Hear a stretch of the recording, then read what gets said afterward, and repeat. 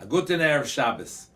This past Motzei Shabbos, Saturday night, I got a call from one of my daughters who said that her 2.5-month-old baby has a rash on his body, and she wanted me to look at the rash and maybe help her figure out what it was. Now, I'm not a doctor. I said to her, I don't think it's serious. It looks like either some sort of bite or maybe it's some sort of virus or something like that, but I said, check with your doctor. She checked with her doctor. The doctor took a look at it, asked her some questions, and told her she has to bring the child to the hospital.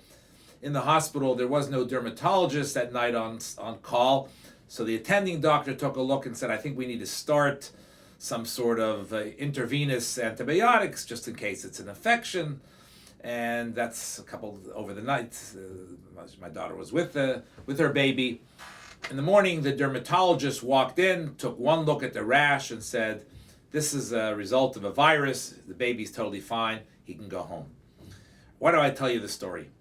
I tell you the story because this week we learn about tsaras, leprosy.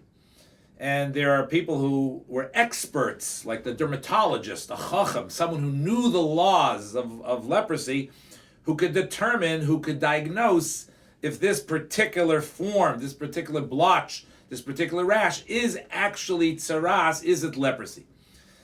This person didn't need to be a Kohen.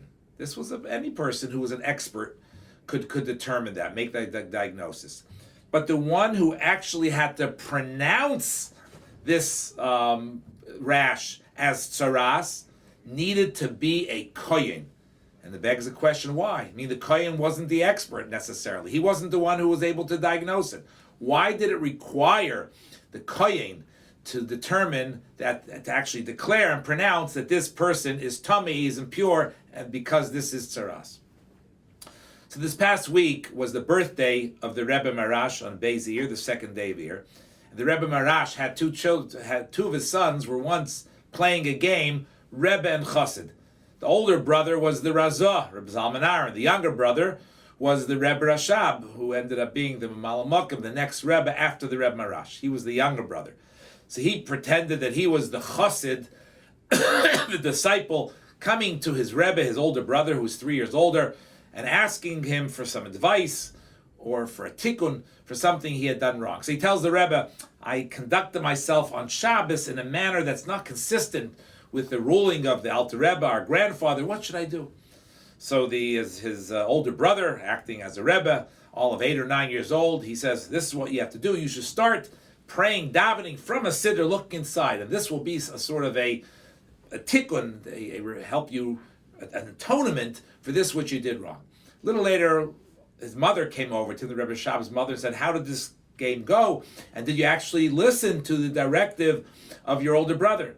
To which the Rebbe Rashab says, no, he's not a Rebbe. Because when I told him about what I did wrong, before he gave me some sort of idea of what I should do to correct it, he didn't sigh. And a Rebbe needs to sigh and show his care for his disciple before he gives him some sort of advice.